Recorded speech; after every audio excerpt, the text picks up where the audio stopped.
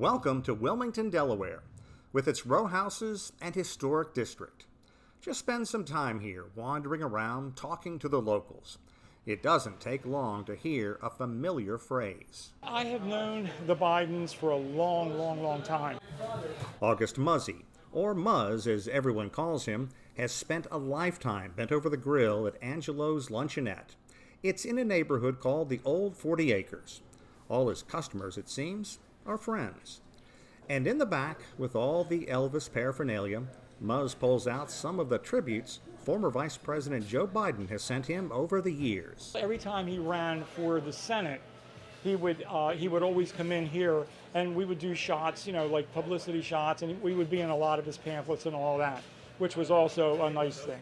The entire Biden family would often pop in for a sandwich, a chance to tuck themselves into a booth and know they could just be themselves.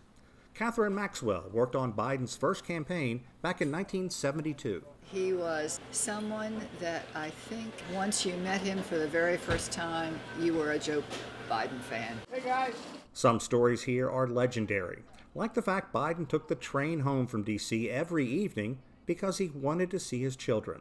The station in Wilmington now bears his name. Some stories, not so well known, like the spontaneous outpouring of support here when his son passed away. When Bo died, there were thousands and thousands of people at the train station.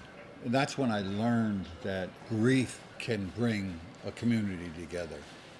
And that's exactly what happened. Biden grew up in a lower-income household. His father was a car salesman.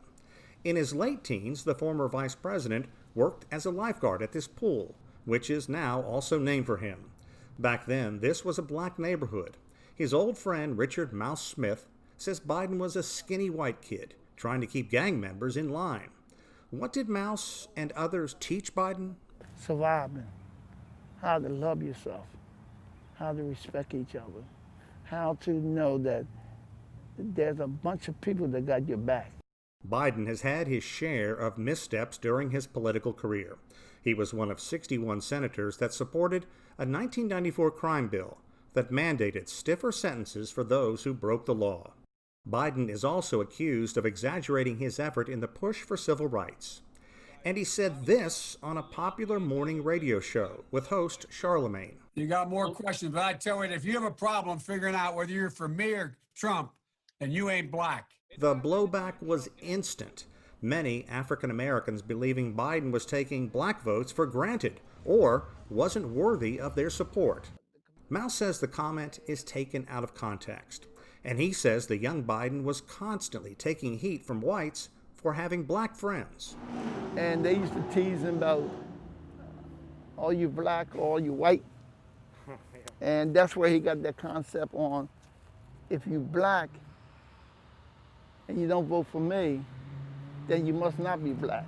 Because that's some of the slang that he heard Growing up. Growing up and stuff. And perhaps, more than anything, people in Wilmington believe Biden can use a lifetime of knowledge to embrace real bipartisan support and hopefully try to unify a fractured nation.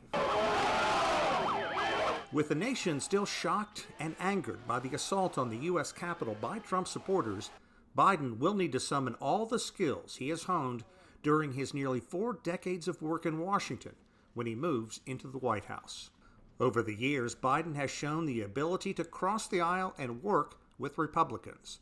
While he is prepared to do that, he's also prepared to crack down on people who tout violence, and he wants Capitol rioters punished. They weren't protesters. Don't dare call them protesters. They were a riotous mob, insurrectionists, domestic terrorists. Biden inherits a White House in near turmoil, but those who have known him longest are showing faith in his ability to right the ship.